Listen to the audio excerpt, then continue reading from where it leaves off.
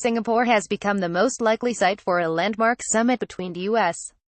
President Donald Trump and North Korean leader Kim Jong-un in mid-June, reports have said, as the two nations move closer to formally announcing a date and location.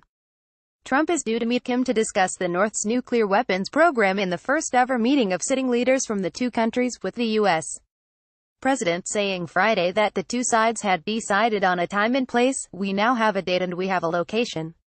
We'll be announcing it soon," Trump said Friday without providing details. The U.S.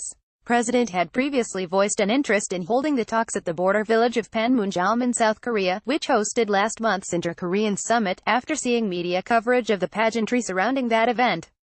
But it now appears that Singapore has emerged as the all but formally announced site, with a mid-June date penciled in. South Korea's mass circulation chosen Ilbo Daily reported Monday, citing diplomatic sources who quoted Trump National Security Advisor John Bolton. Bolton met his South Korean counterpart, Chung Eui-yang, in Washington on Friday for discussions on the upcoming summit. The newspaper also suggested that the possibility of Singapore playing host to the talks had grown significantly after a decision by Trump to have South Korean President Moon Jae-in visit the White House on May 22. The report did not give further explanation. The South's Yonhap news agency carried a similar report. Citing multiple diplomatic sources, it said that the odds had appeared to have shifted from Panmunjom to Singapore. As for the summit location, the possibility of Panmunjom, originally considered to be the leading contender, has fallen, a source knowledgeable of planning for the event said. While lacking the symbolism of Panmunjom, Singapore would provide the two countries with a middle ground location for both parties that is also sufficient in terms of media access and alleviating security concerns. Observers have said that holding the summit in Panmunjom would run the risk of shifting the focus from the more immediate U.S. concern of denuclearization to securing a peace deal for the Korean peninsula.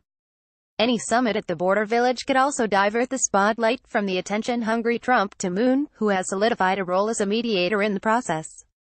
Still, given Trump's unpredictability, the possibility remains that he could change course and decide he would prefer to meet in Panmunjom. Panmunjom is set up, logistically and theatrically, as the obvious choice. Ewan Graham, director of the International Security Program at the Lowy Institute in Australia, wrote on the think tank's blog. The fact that it was also the backdrop for the Inter-Korean Summit last month is perhaps the main factor counting against it, but Graham, a former British diplomat who served in Pyongyang, noted that Trump is clearly curious to see North Korea up close. The U.S. leader attempted to visit the demilitarized zone by helicopter last November during his visit to the south, but the trip was halted by poor visibility.